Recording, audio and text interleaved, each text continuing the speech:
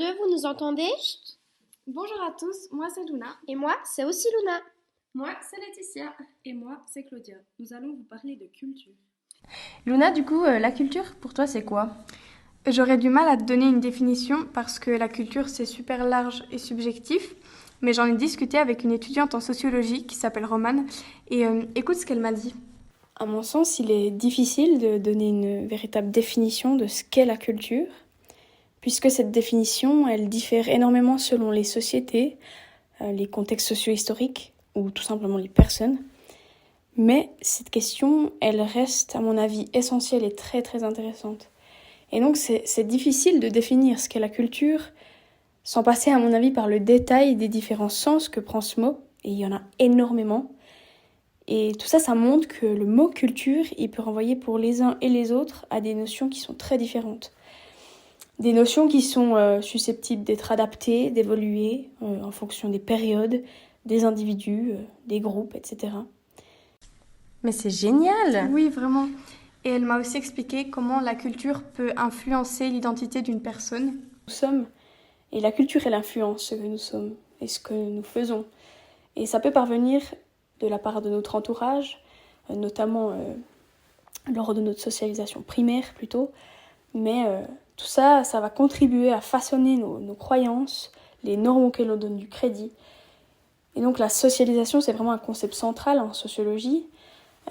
Et c'est vraiment l'ensemble des processus par lesquels les individus, donc nous, on acquiert, on intériorise des normes, des valeurs, des rôles, etc.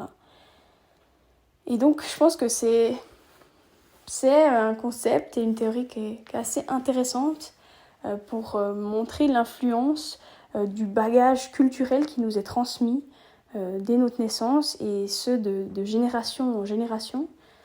Et ça peut expliquer vraiment l'influence d'une certaine culture sur les choix qu'on fait, sur ce qu'on est.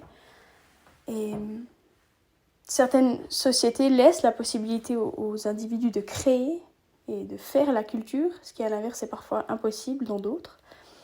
Donc je dirais pour finir que ce qui est important à propos de cette question, c'est vraiment de penser que cette définition, elle évolue en fonction des individus, des contextes socio-historiques.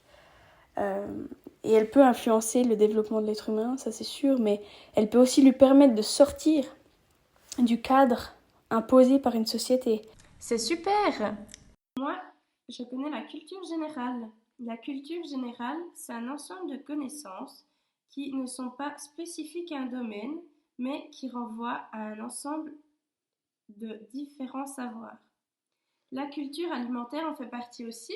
Oui, bien sûr, la culture alimentaire, c'est le système qui permet aux membres de s'identifier à une société en respectant quotidiennement les pratiques, les goûts et les dégoûts qui la constituent. Il y a la culture sportive aussi. C'est un ensemble de connaissances qui se rapportent au sport.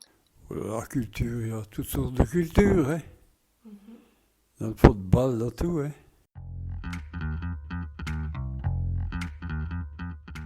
Du coup, la culture, ça sert à quoi? La culture, au sens large, elle sert à inclure les coutumes, le droit, l'art et la morale, permet d'exprimer sa créativité, de forger son identité et de préserver son besoin d'appartenance à un groupe. Elle nous réunit partout, que ce soit dans les salles de fête, au cinéma, dans les bibliothèques ou dans tout autre endroit. Ah oui, et j'ai vu qu'aux États-Unis, il est prouvé que les établissements ayant intégré la culture dans leur programme scolaire ont obtenu de meilleurs résultats. Mais oui, la culture se rattache à la pyramide de Maslow. Elle fait partie du besoin d'appartenance. Les êtres humains ont besoin de socialisation et la culture peut créer des liens et un sentiment d'appartenance à un groupe ou une communauté. Alors, la culture permet de faire évoluer les mentalités et développer l'ouverture d'esprit. Mais c'est super important de se cultiver et d'apprendre sur différents sujets. Pour conclure, selon nous, la différence permet l'ouverture d'esprit, mais pour cela, il faut s'intéresser à des éléments différents et originaux, tout en apprenant du partage venant des autres êtres humains. Chaque personne possède une culture différente et il est important de respecter cela. Nous avons toutes et tous des compétences à différentes échelles. Et sans oublier, voici une phrase de Boris Cyrulnik: éduquer et développer la culture pour moins de violence. Malheureusement, il n'a pas fait l'honneur d'être présent aujourd'hui.